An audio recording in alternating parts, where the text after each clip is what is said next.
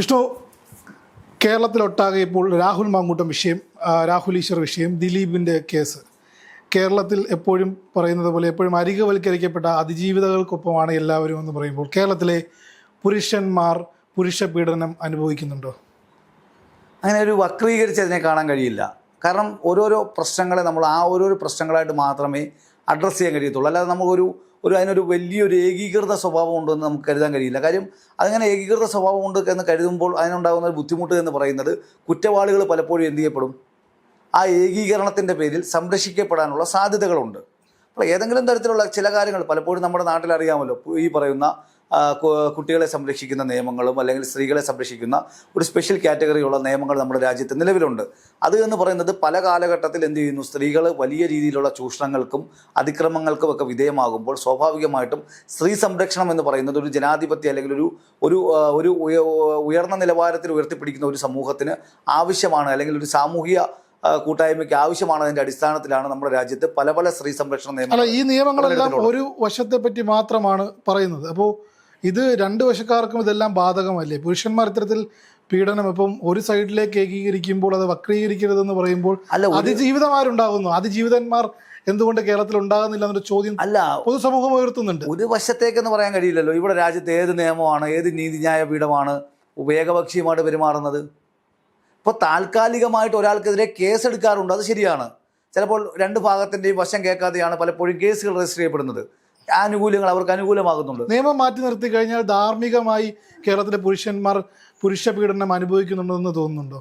അല്ല, പുരുഷ പീഡനമല്ല അനുഭവിക്കുന്നത്, അങ്ങനെ ഒരു പ്രത്യേക പുരുഷ പീഡനം പദമില്ല. പക്ഷെ കേരളത്തിൽ ആൾക്കൂട്ട വിചാരണ എന്ത് ചെയ്യുന്നുണ്ട്, നടക്കുന്നുണ്ട്. അത് സ്ത്രീകളായാലും പുരുഷന്മാരായാലും എന്ത് ചെയ്യുന്നുണ്ട്, വല്ലാതെ അനുഭവിക്കുന്നുണ്ട്. കാര്യം എന്താണ്, നമ്മുടെ നാട്ടിലൊരു നീതിന്യായ പീഠമുണ്ട്, അല്ലെങ്കിൽ നീതിന്യായ വ്യവസ്ഥയുണ്ട്, അല്ലെങ്കിൽ നമ്മുടെ നാട്ടിലൊരു നിയമമുണ്ട്. ആ നിയമ സംവിധാനങ്ങൾക്ക് അപ്പുറം നിന്നുകൊണ്ടാണുള്ള കാര്യങ്ങളാണ് എന്ത് ചെയ്യുന്നത്, നമ്മുടെ നാട്ടിൽ എന്ത് ചെയ്യുന്നത്, നടന്നുകൊണ്ടിരിക്കുന്നത്. ഒരു കുറ്റം അല്ലെങ്കിൽ ഒരു വാർത്ത അല്ലെങ്കിൽ ഒരു പരാതി ഉണ്ടാകുമ്പോൾ തന്നെ എന്ത് ചെയ്യുന്നു, അപ്പോഴത്തേക്ക് ആളുകൾ എന്ത് ചെയ്യുന്നു, മാധ്യമങ്ങൾ, സോഷ്യൽ മീഡിയ അപ്പോൾ തന്നെ കുറ്റവിചാരണ നടത്തി എന്ത് ചെയ്യുകയാണ്, 24 മണിക്കൂറിന് മുമ്പ് ശിക്ഷിക്കുകയാണ്. എന്ത് ചെയ്യുന്നു, നീ ഇനി എല്ലാ കാലത്തും എന്ത് ചെയ്തോ, നീ കുറ്റവാളിയാണ്. അത് ജെൻഡർ ഡിസ്ക്രിമിനേഷനിൽ ഏറ്റവും കൂടുതൽ അനുഭവിക്കുന്നത് പുരുഷന്മാരാണെന്നുള്ളതാണ് എൻ്റെ ചോദ്യം. അല്ല, പുരുഷന്മാർക്കൊപ്പം, അതായത് ഞാൻ പറഞ്ഞു, അതിൽ നമ്മളൊരു പ്രത്യേകമായിട്ടൊരു കളറിനെ നമുക്ക് എന്ത് ചെയ്യാൻ കഴിയില്ല, ഒരിക്കലും കഴിയാൻ കഴിയില്ല. കാരണം എന്താണ്, ഞാൻ പറഞ്ഞല്ലോ, അങ്ങനെ പറയുമ്പോൾ ഉണ്ടാകുന്ന ഒരു ബുദ്ധിമുട്ട് എന്ന് പറയുന്നത് നമ്മുടെ നാട്ടിൽ നമ്മൾ നേരത്തെ തന്നെ പലപ്പോഴും ചർച്ച ചെയ്തിട്ടുള്ള കാര്യമാണ്. നമ്മുടെ സമത്വം എന്ന് പറയുന്നത് നമ്മുടെ ഭരണഘടനയുടെ അടിസ്ഥാന തത്വമാണ്. നമ്മുടെ നാട്ടിൽ ഭരണഘടന എല്ലാവരും equality before the law and equal പ്രൊട്ടക്ഷനായിട്ടാണ് നമ്മുടെ ഓരോ പൗരന്മാരെയും എന്ത് ചെയ്യുന്നത്, കാണുന്നത്. നമ്മുടെ നാട്ടിലെ പുരുഷന്മാരായാലും സ്ത്രീകളായാലും ഒരേ തരത്തിലുള്ള നീതിന്യായ വ്യവസ്ഥയിലൂടെയാണ് എന്ത് ചെയ്യേണ്ടത്, ക്രിമിനൽ കേസുകൾ അല്ലെങ്കിൽ ക്രിമിനൽ പ്രൊസീഡിംഗ് കോഡുകളിലൊക്കെ തന്നെ മുന്നോട്ട് വരേണ്ടത്. കോടതികളിൽ അവർക്ക് അവരുടെ ഭാഗം തെളിയിക്കുവാനും, അതുകൊണ്ടാണ് പലപ്പോഴും എന്ത് ചെയ്യുന്നത്, പല കേസുകളും പൊട്ടിച്ചമയ്ക്കുന്നത്, കോടതിയിലെത്തുമ്പോൾ എന്ത് ചെയ്യുന്നത്, ഊതി വീർപ്പിച്ച ബലൂണുകളായി മാറുന്നത്, തന്നെ എന്ത് ചെയ്യുന്നു, കാറ്റ് പോകുന്നു, ഒരു രക്ഷയില്ല, തെളിവുകളില്ല. അപ്പോൾ കോടതിയെ സംബന്ധിച്ചിടത്തോളം തെളിവുകളുടെ അടിസ്ഥാനത്തിൽ മാത്രമേ എന്ത് ചെയ്യാൻ കഴിയത്തുള്ളൂ, നമ്മുടെ നാട്ടിൽ ശിക്ഷിക്കാനും അല്ലെങ്കിൽ എന്താണ് നിരപരാധിയായിട്ട് വിധിക്കാനും കഴിയും. നിയമത്തിനൊപ്പം ധാർമ്മികമായി ചിന്തിക്കുമ്പോൾ വിഷ്ണുവിന് എന്ത് തോന്നുന്നു? അല്ല, നിയമത്തിനൊപ്പം ധാർമ്മികത എന്ന് പറയുമ്പോൾ നമ്മുടെ സ്വാഭാവികമായിട്ടും രണ്ട് തരത്തിൽ ധാർമ്മികതയുണ്ട്. ഒന്ന്, വൈകി വരുന്ന നീതി എന്താണ്, അനീതിയാണ്. അതുപോലെ തന്നെയാണ് ഒരു നിരപരാധി എന്ത് ചെയ്യപ്പെടുന്നത്, ക്രൂശിക്കപ്പെടുന്നതും അനീതിയാണ്. അതിൽ യാതൊരു സംശയവും. അങ്ങനെ ഉണ്ടാവുന്നില്ല എന്ന് നമുക്ക് പറയാൻ കഴിയില്ല. അതിൽ ഒരുപാട് ആളുകൾ എന്ത് ചെയ്യുന്നുണ്ട്, പല നിരപരാധികളും എന്ത് ചെയ്യുന്നു, സാഹചര്യ തെളിവുകളുടെയും അല്ലെങ്കിൽ സാക്ഷിമൊഴികളുടെയും ഫാബ്രിക്കേഷൻ്റെയും ഒക്കെ അടിസ്ഥാനത്തിൽ എന്ത് ചെയ്യപ്പെടുന്നു, പല പല കേസുകളിൽ ശിക്ഷിക്കപ്പെടുന്നു. നമ്മൾ ജയിലുകളിൽ പരിശോധിക്കുമ്പോൾ അങ്ങനെയുള്ള ഒരുപാട് ആളുകളെ നമുക്ക് എന്ത് ചെയ്യാൻ കഴിയും, കാണാൻ സാധിക്കും. പക്ഷേ അത് നമ്മുടെ നാട്ടിലെ നീതിന്യായ വ്യവസ്ഥയുടെ ഒരു പാളിച്ച മാത്രമായി നമുക്ക് കാണാൻ സാധിക്കുകയില്ല. കാരണം നീതിന്യായ പീഠത്തിന് ആകെ ചെയ്യാൻ കഴിയുന്നത് എന്താണ്, തൻ്റെ മുന്നിലേക്ക് വരുന്ന തെളിവുകൾ, സാക്ഷികൾ, പ്രോസിക്യൂഷൻ്റെ വാദങ്ങൾ, എതിർവാദങ്ങൾ പരിശോധിച്ചുകൊണ്ട് അതിനെ മാത്രം അഡ്രസ്സ് ചെയ്തുകൊണ്ട് മാത്രമേ എന്ത് ചെയ്യാൻ കഴിയത്തുള്ളൂ, വിധിന്യായങ്ങൾ പുറപ്പെടുവിക്കാൻ കഴിയത്തുള്ളൂ. അല്ലാതെ ഏതെങ്കിലും തരത്തിലുള്ള അറിവുകളുടെ അടിസ്ഥാനത്തിലോ അല്ലെങ്കിൽ ഏതെങ്കിലും സമ്മർദ്ദത്തിൻ്റെ പേരിലോ എന്ത് ചെയ്യാൻ കഴിയില്ല, ഉത്തരവുകൾ പുറപ്പെടുവിക്കാൻ കഴിയില്ല. പക്ഷേ അതുകൊണ്ട് തന്നെ ഇതിൻ്റെ ഒരു പ്രശ്നമെന്ന് പറയുന്നത് ഇത്തരത്തിലുള്ള വാദങ്ങൾ നമ്മുടെ സമൂഹത്തിന് ഒട്ടും ഭൂഷണമല്ല. മറ്റൊരു കാര്യം, നേരത്തെ ആൾക്കൂട്ട വിചാരണയുമായി ബന്ധപ്പെട്ട് പറഞ്ഞപ്പോൾ ഏറ്റവും കൂടുതൽ തവണ, ഇപ്പോൾ അത് ക്ലീശയാണത് പറയുന്നതിൽ കാര്യമില്ല, അതായത് എപ്പോഴും ഒരു അതിജീവിതം വരുമ്പോൾ അതിജീവിതയുടെ പേര് പറയുന്നു. ഈ രാഹുൽ ഈശ്വർ ഉന്നയിക്കുന്ന സ്റ്റേറ്റ്മെൻ്റൊക്കെ തന്നെ അത് തന്നെയാണ്. കുറ്റാരോപണത്തിൻ്റെ പേര് മാത്രം പുറത്തു വിടുന്നു. അപ്പോൾ ഇത്തരത്തിലുള്ള ആൾക്കൂട്ട വിചാരണകൾ പുരുഷന്മാർ മാത്രം നേരിടുന്നു. ഞാൻ ലീഗൽ സൈഡല്ല ചോദിക്കുന്നത്, ധാർമ്മികമായി സമൂഹത്തിൽ അത്തരത്തിൽ ചെയ്യുന്നത് ശരിയാണോ? പേഴ്സണൽ സ്പേസിലേക്ക് ഒരിക്കലുമല്ല, ശരിയല്ല. കാരണം എന്താണ്, അവർ കുറ്റവാളിയാണെങ്കിൽ തെളിയിക്കൂ, അവരുടെ തെളിവുകൾ കൊണ്ട് പോലീസ് സ്റ്റേഷനിൽ കൊടുക്കുക, അല്ലെങ്കിൽ അവരുടെ തെളിവുണ്ടെങ്കിൽ കോടതിയിൽ കൊടുക്കണം. അതല്ലേ വേണ്ടത്, അല്ലെങ്കിൽ അവരെ ശിക്ഷിക്കണം. നമ്മളിവിടെ പ്രശ്നം എന്താണ്, ഇവിടെ ആളുകളുടെ പ്രശ്നം വെച്ച് കഴിഞ്ഞാൽ ഒരു കേസ് അദ്ദേഹത്തെ പ്രതിയാക്കി, അപ്പോഴേ തുടങ്ങി വിചാരണ, അദ്ദേഹത്തിന്റെ ജാമ്യം നിഷേധിച്ചു, അപ്പോഴത്തേക്ക് അയാളെ എന്ത് ചെയ്തു? നമ്മൾ മനസ്സിലാക്കേണ്ട കാര്യം, ജാമ്യം എന്ന് പറയുന്നത് എന്താണ്, ഒരാൾ തെളിവ് നശിപ്പിക്കപ്പെടാതിരിക്കാൻ വേണ്ടി അദ്ദേഹത്തെ എന്ത് ചെയ്യുന്നു, ജുഡീഷ്യൽ കസ്റ്റഡിയിലേക്ക് മാറ്റുന്നത് മാത്രമാണ് അറസ്റ്റ് എന്ന് പറയുന്നത്. അതല്ലാതെ ഒരു പെർമനന്റ് അറസ്റ്റ് ഇല്ല. അറസ്റ്റ് ചെയ്താലും അദ്ദേഹത്തിന് എന്ത് ചെയ്യണം, കൃത്യമായ കാലയളവിൽ അദ്ദേഹത്തിന് ജാമ്യാപേക്ഷ കൊടുത്ത് പുറത്തു വരാൻ സാധിക്കും. ഇവിടെ ആളുകൾ കരുതുന്നത് എന്താണ്, ഇവരെല്ലാവരും എന്ത് ചെയ്യണം, അവർക്ക് കുറേ ആളുകളെ ഇഷ്ടപ്പെട്ട് കഴിഞ്ഞാൽ, അല്ലെങ്കിൽ അവർ കുറേ ആളുകളെ എന്ത് ചെയ്തു, മുദ്ര കുത്തിക്കഴിഞ്ഞാൽ അവരെന്ത് ചെയ്യണം, പ്ലാൻ ചെയ്യണം. കേസിൽപ്പെട്ടാൽ അവർ പിന്നെ എന്ത് ചെയ്യണം, കേസിൽപ്പെട്ടാൽ മാനം പോകുന്ന സ്ഥിതിയാണ് ഉണ്ടാകുന്നത്. ആ മാനക്കേട് പൊതുസമൂഹം പേറുന്നു. അതിനൊപ്പം തന്നെ ആൾക്കൂട്ട വിചാരണകൾ പുരുഷന്മാരുടെ മേൽ നടത്തുന്നു എന്നൊരു തോന്നലുണ്ടോ? നടത്തുന്നതിൻ്റെ നമ്മൾ ഫലം മനസ്സിലാക്കേണ്ടത്, നമ്മുടെ നാട്ടിലിപ്പോൾ അറിയപ്പെടുന്ന അടുത്ത ദിവസമാണ്, കഴിഞ്ഞ ദിവസമാണ് നമ്മളൊരു വിഖ്യാതമായിട്ടുള്ള ഒരു വിധി ന്യായം വന്നത്. അപ്പോൾ അതുപോലും അംഗീകരിക്കത്തില്ലെന്നാണ് പറയുന്നത്. അല്ല, അതിജീവിത തന്നെ പോസ്റ്റ് ഇട്ടിട്ടുണ്ട്, അതായത് നിയമം എല്ലാ പൗരന്മാർക്കും ഒരുപോലെയല്ല എന്നുള്ളത്. അല്ല, എന്താണ് ഇവിടെ നമ്മുടെ നാട്ടിൽ നിയമം വ്യവസ്ഥയോടുള്ള വെല്ലുവിളിയല്ലേ അത്? നമ്മുടെ നാട്ടിൽ എന്താണ് വേറൊരു മാർഗം പറയൂ? ഈ പറയുന്ന ആളുകൾക്ക് ഇവിടെ എല്ലാവരും അതിജീവിതക്കെതിരല്ല, അതിജീവിതയ്ക്ക് നീതി ലഭിക്കണമെന്ന കാര്യത്തിൽ ആർക്കും സംശയമില്ല. പക്ഷെ അതിൻ്റെ പേരിൽ നമ്മുടെ നാട്ടിലെ പാവപ്പെട്ടവൻ്റെ അവസാനത്തെ അത്താണിയായിട്ടുള്ള ഈ നീതിന്യായ വ്യവസ്ഥയെ പൊളിച്ചെഴുതണമെന്ന് പറഞ്ഞാൽ ആർക്കും അത് എന്ത് ചെയ്യാൻ കഴിയില്ല, അംഗീകരിക്കാൻ കഴിയില്ല. നീതിന്യായ വ്യവസ്ഥയുടെ പല കാര്യങ്ങളും പൊളിച്ചെഴുതപ്പെടേണ്ട കാലഘട്ടമായി എന്ന് ചിന്തിക്കുന്നുണ്ടോ? എവിടെയാണ് പൊളിച്ചെഴുതപ്പെടേണ്ടത്? നീതിന്യായ വ്യവസ്ഥ പൊളിച്ചെഴുതപ്പെടുമ്പോൾ കാലാനുസൃതമായ മാറ്റങ്ങൾ ഉണ്ടാവണം, മാറ്റങ്ങൾ ഉൾക്കൊള്ളണം. പക്ഷേ അതിൻ്റെ പേരിൽ നമ്മളെ സംബന്ധിച്ചിടത്തോളം ഒരിക്കലും നമ്മുടെ വിചാരണ അല്ലെങ്കിൽ നമ്മുടെ നീതിന്യായ വ്യവസ്ഥ ഏകപക്ഷീയമല്ല. കാര്യം വാദിക്ക് പറയാനുള്ള കാര്യങ്ങൾ, ഒപ്പം തന്നെ പ്രതിക്ക് പറയാനുള്ള കാര്യങ്ങൾ പ്രതിക്കോ അദ്ദേഹത്തിൻ്റെ അഭിഭാഷകനോ പറയാൻ സാധിച്ചില്ല എങ്കിൽ, അതിന് അദ്ദേഹത്തിന് സാമ്പത്തികമില്ല എങ്കിൽ, അഡ്വക്കേറ്റിനെ, ലീഗൽ എയ്ഡിനെ വരെ വെച്ച് കൊടുക്കാനുള്ള റൈറ്റ്, അല്ലെ അതിനുള്ള പണം ഗവൺമെൻറ് ഓഫ് ഇന്ത്യ ചെലവാക്കേണ്ട ഒരു നീതിന്യായ വ്യവസ്ഥയാണ് നമ്മുടെ രാജ്യത്ത് നിലവിലുള്ളത്. അങ്ങനെയുള്ള ഒരു രാജ്യത്താണ് എന്ത് ചെയ്യുന്നത്, വിചാരണയിലൂടെ ഈ കുറ്റം ഒരാളെ അക്യൂറ്റ് ചെയ്താൽ, ഒരാളെ നിരപരാധിയായി വിളിച്ചാൽ ഞങ്ങൾ അതിനെ അംഗീകരിക്കത്തില്ലെന്നാണ് പറയുന്നത്.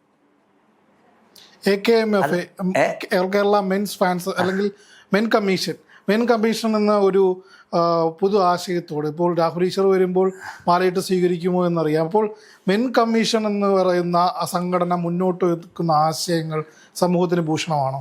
മെൻ അസോസിയേഷൻ വെക്കുന്ന ആശയങ്ങളൊക്കെ കൊള്ളാം, പക്ഷേ അവർ സംരക്ഷിക്കുന്നത് കാര്യങ്ങൾ മനസ്സിലാക്കിയിട്ട് വേണം. അതൊരിക്കലും എന്താവരുത്, കുറ്റവാളികൾക്കുള്ളൊരു ഒളിയിടമായി മാറരുത്.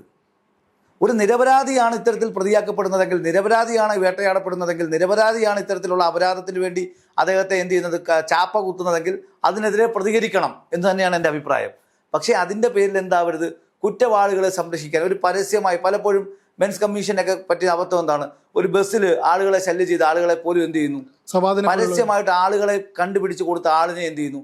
അതൊന്നും എന്തല്ല കാര്യം. ഒരു സ്ത്രീ വിരുദ്ധത എന്ന് പറയുമ്പോൾ എന്തല്ല, ഒരിക്കലും ഒരു പുരുഷ വിരുദ്ധതയായാലും സ്ത്രീ വിരുദ്ധതയായാലും നമ്മുടെ നാടിന് എന്തല്ല, ഭൂഷണമല്ല. രണ്ട് നമ്മുടെ നാടിന് എന്താണ്, രണ്ട് എല്ലാവരും, അതായത് നമ്മളെ സംബന്ധിച്ചിടത്തോളം ജാതിയുള്ളവനും മതമുള്ളവനും പുരുഷനും അല്ലെങ്കിൽ സ്ത്രീയും അല്ലെങ്കിൽ ട്രാൻസ്ജെൻഡറും എല്ലാവരും എന്താണ്, സമന്മാരാണ്, സമൂഹത്തിൻ്റെ ഭാഗമാണ്. അവർക്കെല്ലാം ഈക്വൽ റൈറ്റ് ആണ്. ഏതെങ്കിലും ഒരാൾക്ക് പ്രത്യേകമായിട്ടുള്ള അവകാശമോ പ്രത്യേകമായിട്ടുള്ള ഒരു കാര്യങ്ങളോ എന്ത് ചെയ്തിട്ടില്ല, നമ്മുടെ രാജ്യത്തില്ല. ആ സാഹചര്യത്തിൽ അങ്ങനെ ഒരു സംവിധാനത്തോട് ഒരിക്കലും നമുക്ക് യോജിക്കാൻ കഴിയത്തില്ല. വർത്തമാനകാലത്തിൽ മെൻസ് അസോസിയേഷന്റെ കാര്യമില്ല എന്നാണ് പറയുന്നത്. വർത്തമാനകാലത്തിലല്ല മെൻസ് അസോസിയേഷൻ ചെയ്യേണ്ടത്, നിരപരാധികളായിട്ടുള്ള ഏതെങ്കിലും ആളുകൾ അതേ കാര്യം തന്നെയാണ് ക്രൂശിക്കപ്പെടുന്നുണ്ടെങ്കിൽ അവർ പറയട്ടെ, അവർക്ക് നിയമസഹായം കൊടുക്കട്ടെ, അല്ലെങ്കിൽ അവരെ എന്ത് ചെയ്യട്ടെ, പുറത്തിറക്കിക്കൊണ്ട് വരട്ടെ, അതവർ ചെയ്യട്ടെ. ഇപ്പം അതുപോലെ തന്നെ വനിതകളും അതുപോലെ സംഘടിക്കട്ടെ. അതൊക്കെ തന്നെ നല്ല കാര്യങ്ങളാണ്. പക്ഷേ ഇവിടെ പ്രശ്നം എന്താണ്, വനിതകൾക്കെതിരാണ് അല്ലെങ്കിൽ പുരുഷന്മാർക്കെതിരാണ് എന്ന് പറഞ്ഞുകൊണ്ട് ഒരു ക്യാമ്പയിൻ, ഒരു കുറേ ആളുകൾ എന്ത് ചെയ്യുന്നു, സ്ത്രീ ആധിപത്യത്തിനെതിരെ സമരം ചെയ്യുന്നു, കുറേ ആളുകൾ ഫെമിനിസത്തിനെതിരെ സമരം ചെയ്യുന്നു. ആ ഒരു വ്യവസ്ഥിതി ഒരിക്കലും നമ്മുടെ നാടിന് ഈ പൊതുബോധം നോക്കിയിട്ട് നീതിന്യായങ്ങൾ പുറപ്പെടുവിപ്പിക്കാനാവില്ല. എക്സ്റ്റേണൽ പ്രഷറുകൾ പല കേസുകളിലും സുപ്രീം കോടതിയിലായാലും ഹൈക്കോടതിയിലായാലും സുപ്രീം കോടതി ഒരു പരിധി വരെ പരിഗണിക്കില്ല, വിഷ്ണുവിനൊക്കെ അറിയാം.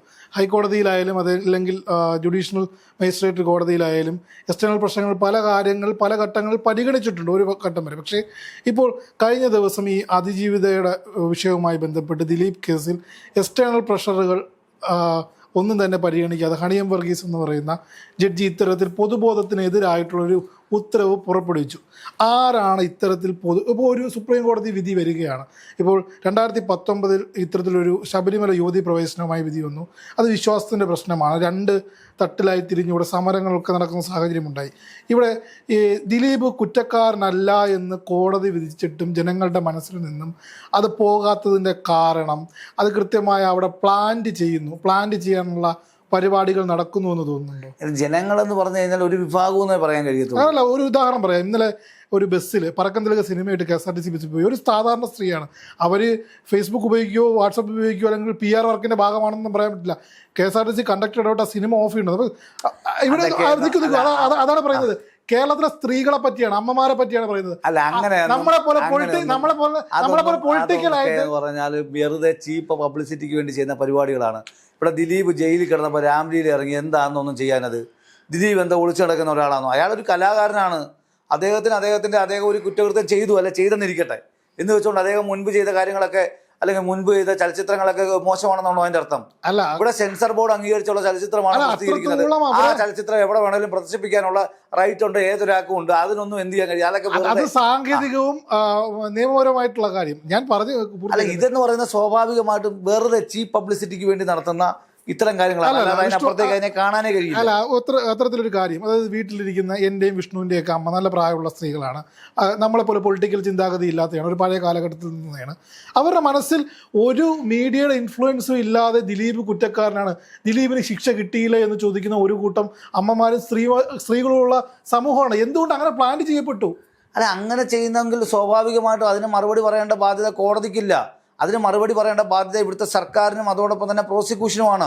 ഇവിടെ പ്രശ്നം എന്താണ്? അന്വേഷണ സംഘം കൊടുക്കുന്ന തെളിവുകളുടെ അടിസ്ഥാനത്തിൽ, അന്വേഷണ സംഘം കൊടുത്ത കുറ്റപത്രത്തിൻ്റെ അടിസ്ഥാനത്തിൽ, അന്വേഷണ സംഘം കൊടുത്ത തെളിവുകളും സാക്ഷിമൊഴികളുമാണ് എന്ത് ചെയ്യുന്നത്? കോടതി കൈകാര്യം ചെയ്യുന്നത്. അങ്ങനെ ഏതെങ്കിലും തരത്തിലുള്ള വീഴ്ച ഉണ്ട് എങ്കിൽ ഈ നിമിഷം വരെ അതിജീവിത എന്ത് ചെയ്തിട്ടില്ല? അന്വേഷണ കമ്മീഷനെതിരെ എന്ത് ചെയ്തിട്ടില്ല?